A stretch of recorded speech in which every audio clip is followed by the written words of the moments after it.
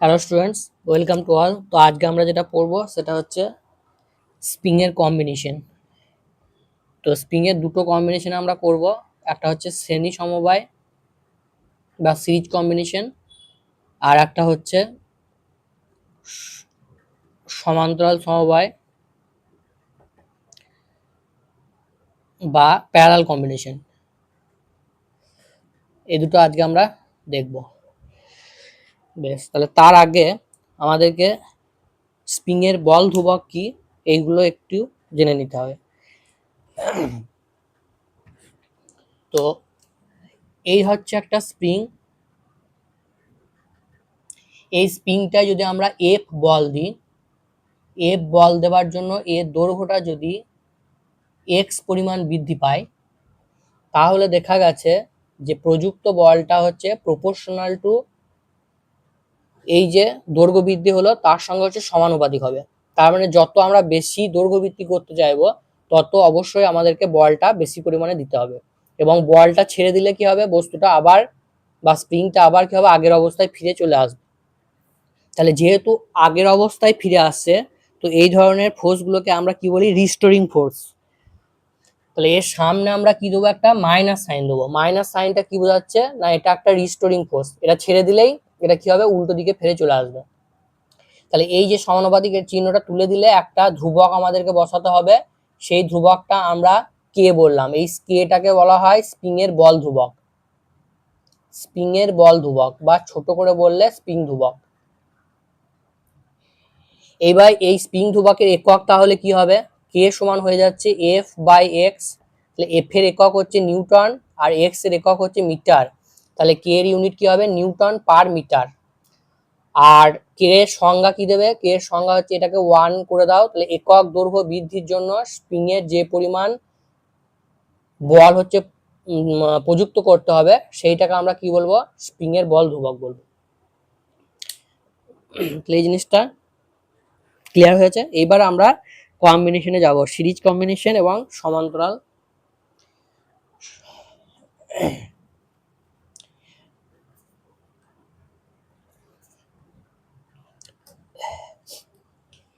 শ্রেণী সমবায় এটা কিরকম, ধরো এরকম একটা স্প্রিং রয়েছে আর এরকম একটা স্প্রিং রয়েছে। এখানে আমরা একটা লোড দিচ্ছি, ঠিক আছে। লোডটা হচ্ছে, এখানে একটা লোড দিচ্ছি, যে লোডটা হচ্ছে ডাব্লিউ, ঠিক আছে। তাহলে নিচের দিকে ফোর্স হবে, নিচের দিকে একটা ফোর্স দেবে। তাহলে এটার আমরা বল ধ্রুবক ধরছি কে ওয়ান, এটার আমরা বল ধ্রুবক ধরছি কে টু। তাহলে এখানে এই যে বলটা দিচ্ছে নিচের দিকে, এইটা এর হচ্ছে এক্স ওয়ান পরিমাণ দৈর্ঘ্য বৃদ্ধি করলো এবং দ্বিতীয় স্প্রিংটার হচ্ছে এক্স টু পরিমাণ দৈর্ঘ্য বৃদ্ধি করলো। আর নিচের দিকে আমার এফ বল হচ্ছে কাজ করছে। তাহলে আমরা লিখতে পারি, এটা কিন্তু আমরা শ্রেণী সমবায় করছি।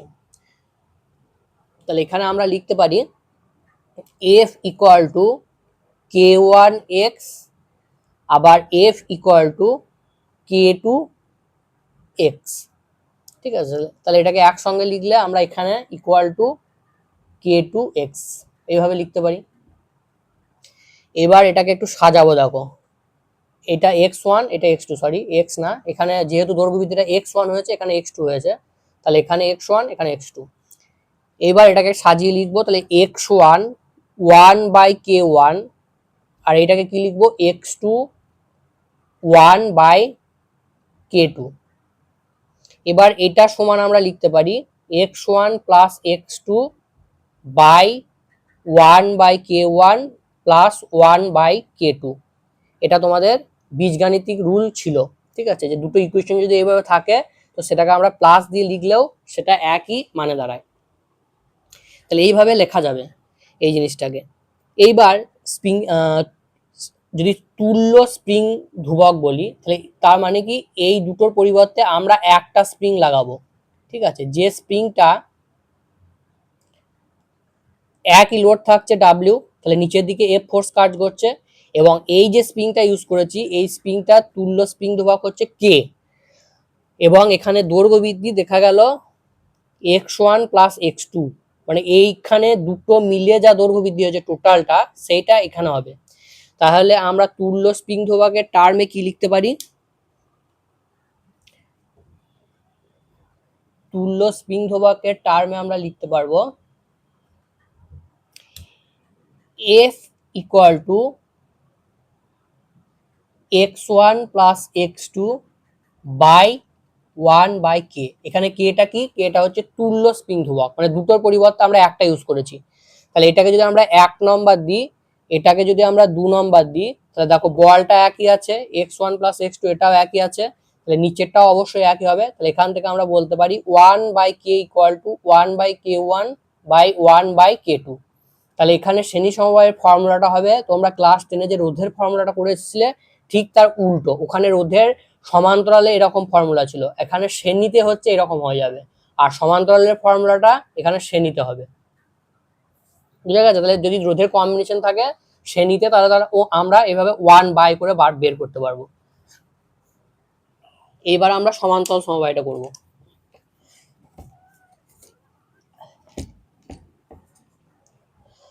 হ্যাঁ, আর একটা কোশ্চেন এখান থেকে ইনফরমেটিভ একটা জিনিস বলে রাখি, যে স্প্রিং এর বল ধ্রুবক হচ্ছে স্প্রিং এর অনমনীয়তাকে প্রকাশ করে।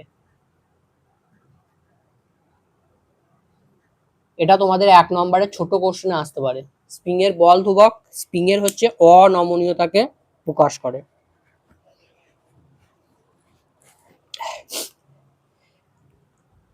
এবার হচ্ছে আমরা প্যারালাল কম্বিনেশনটা করি। প্যারালাল কম্বিনেশন কি রকম হবে?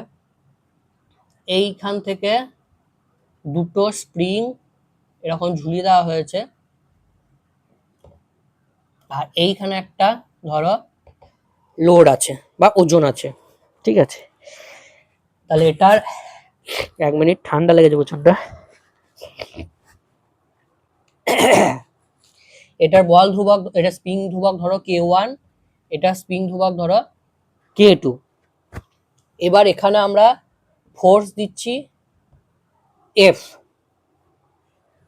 তাহলে এখানে দৈর্ঘ্য বৃদ্ধি হয়েছে x, এখানে দৈর্ঘ্য বৃদ্ধি হয়েছে x। কেননা আমরা জানি যে বলটা হচ্ছে প্রপোর্শনাল টু x, মানে দৈর্ঘ্য বৃদ্ধির সঙ্গে হচ্ছে প্রপোর্শনাল হবে। তাহলে এখানে F বল দিচ্ছি, তাহলে এখানে দৈর্ঘ্য বৃদ্ধি হচ্ছে x হবে, এবং এখানেও দৈর্ঘ্য বৃদ্ধি x হবে। তাহলে এখান থেকে আমরা লিখতে পারি F ইকুয়ালস টু, এইটার জন্য যদি আমরা লিখি তাহলে k1x, আর এইটার জন্য যদি লিখি তাহলে হবে k2x। তাহলে টোটালটা হচ্ছে এইটা প্লাস এইটা, কারণ এখানে দুটো টেনশন হিসাবে কাজ করবে, এইদিকে একটা আর এইদিকে একটা। তাহলে আমরা এখানে F ইকুয়াল টু লিখতে পারি 2t, ঠিক আছে? এটাকে t1 দিলাম, এটাকে t2 দিলাম, তাহলে এখানে দুটো অ্যাড করতে হবে।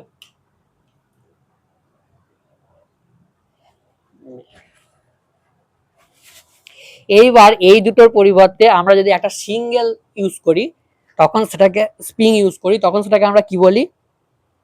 তখন সেটাকে বলি তুল্য স্প্রিং ধ্রুবক। তাহলে সেটা যদি কে হয়, তাহলে বলটা একই থাকবে, তাহলে এটাকে আমরা সাজিয়ে লিখলাম k1 প্লাস k2 ব্র্যাকেটে s। একইভাবে স্প্রিং এর যদি তুল্য স্প্রিং ধ্রুবক কে হয়, তুল্য স্প্রিং ধ্রুবক যদি কে হয়,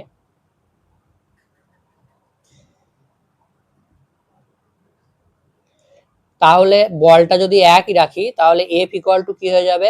কে এক্স। এবার এটাকে 1 নাম্বার দাও, এটাকে 2 নাম্বার দাও। এই দুটো যদি কম্পেয়ার করি, তাহলে এখান থেকে বলতে পারবো K equal to k1 plus k2। তাহলে একটা, এটা হচ্ছে আমার এখানে সমান্তরালের ফর্মুলা। এখান থেকে একটা নিউমেরিক্যালস আমি দেখাই।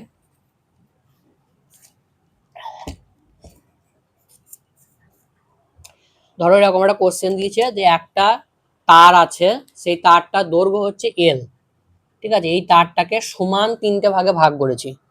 সমান এই তার একটা তার না, ধরো স্প্রিং আছে, ঠিক আছে?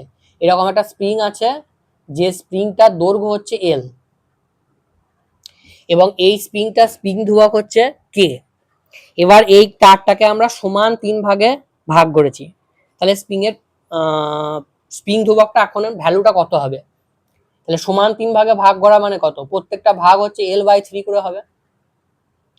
তাহলে এখানে আমরা যদি দেখি, তাহলে F equal to k L, F equal to k L, আর এর ক্ষেত্রে কি হবে, এফ ইকুয়াল টু নতুন আমরা জানি না এটা, ধরলাম কে প্রাইম বল ধ্রুবকটা, স্প্রিং এর বল ধ্রুবকটা, আর দৈর্ঘ্যটা এখন কত হয়ে গেছে এল বাই 3।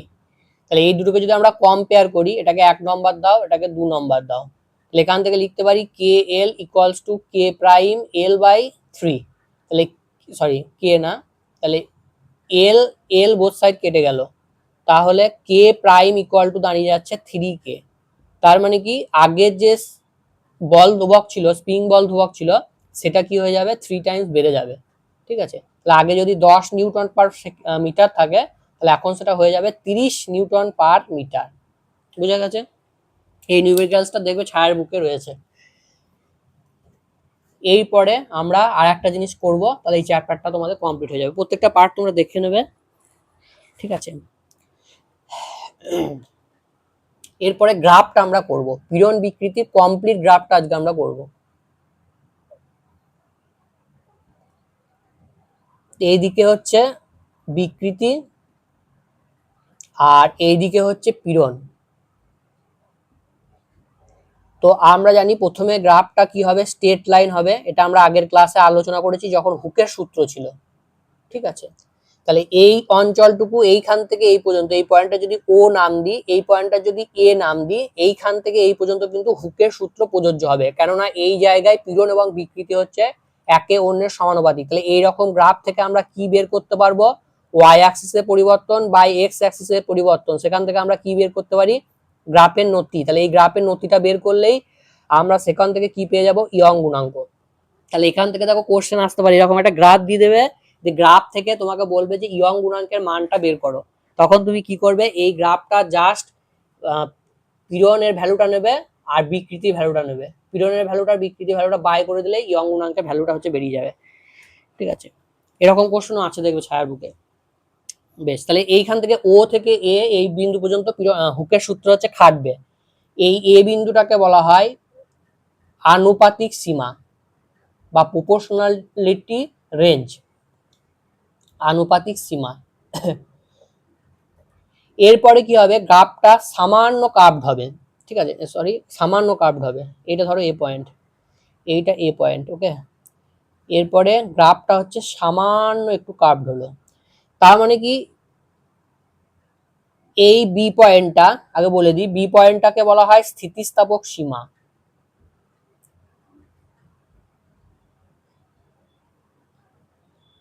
তার মানে এই পয়েন্ট পর্যন্ত তুমি যদি বলটাকে, এক্সটার্নাল বলটাকে বা বাহ্যিক বলটাকে যদি তুমি সরিয়ে নাও, তাহলে কি হবে, তারটা বা স্প্রিংটা বা বস্তুটা আবার আগের অবস্থায় কি হবে, ফিরে চলে আসবে। তাহলে এই সীমা পর্যন্ত শেষ স্থিতিস্থাপক, ছেড়ে দিলেই আস্তে আস্তে আস্তে আস্তে এসে আবার ওতে ফিরে চলে আসবে। তাহলে এই পয়েন্ট পর্যন্ত কি হবে, বস্তুটা হচ্ছে স্থিতিস্থাপক আছে, কিন্তু এর থেকে যেই তুমি বলটা বাড়াবে, বাহ্যিক বলটা, সেটা কিন্তু প্লাস্টিক হয়ে যাবে, আর কিন্তু সে ফিরে আসবে না। ঠিক আছে, আর কিন্তু সে ফিরে আসবে না। তাহলে ফিরে না আসার জন্য গ্রাফটা কিরকম হয়ে যাবে, গ্রাফটা নেক্সট গ্রাফটা হবে তোমার এখান থেকে এই, ঠিক আছে, এইভাবে চলবে। এবার এই পয়েন্টটাকে আমরা কি বলি, এই পয়েন্টটাকে আমরা নাম দিলাম ডি, এইটাকে বলা হচ্ছে তোমার ব্রেকিং পয়েন্ট। ব্রেকিং পয়েন্ট মানে এই পয়েন্টে তারটা হচ্ছে ছিঁড়ে যাবে। ঠিক আছে, তাহলে এই পয়েন্টে দেখো যে অসহ ভার পড়েছিল, সেইটা হচ্ছে এই পয়েন্ট থেকে আমরা পাবো ডি পয়েন্ট। ডি পয়েন্টের থেকে বেশি যদি আমরা বাহ্যিক বল দিই, তাহলে কিন্তু তারটা কি হবে, কেটে যাবে। আর বি থেকে ডি এই যে অংশটা, এই অংশটা হচ্ছে প্লাস্টিক রিজেন। প্লাস্টিক রিজেন মানে হচ্ছে বস্তুটাকে আর কিন্তু বস্তুটা পূর্বের অবস্থায় ফিরে আসতে পারবে না, বাহ্যিক বল অপসারণ করা সত্ত্বেও বস্তুটা আবার আগের অবস্থায় ফিরে আসতে পারবে না বি থেকে ডি রিজেনে। ঠিক আছে, কেননা বি থেকে ডি রিজেনটা হচ্ছে প্লাস্টিক রিজেন। প্লাস্টিক রিজেনে কি হয়, বস্তুটা অস্থিতিস্থাপক হয়ে যায়, বাহ্যিক বল অপসারণ করলেও বস্তুটা সেই বিকৃত অবস্থাতেই থেকে যায়। তাহলে গ্রাফটা ডিটেলস বোঝা গেছে? বেশ,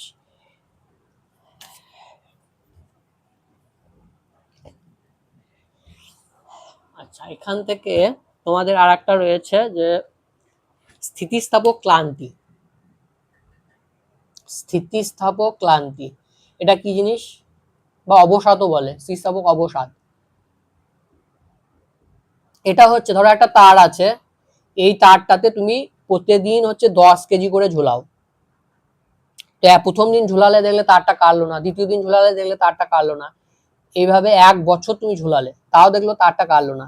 কিন্তু তার পরের দিন মানে 366 নম্বর দিনে তুমি যেই এই 10 কেজি ঝুলালে তখন তারটা কি দেখলে কেটে গেল।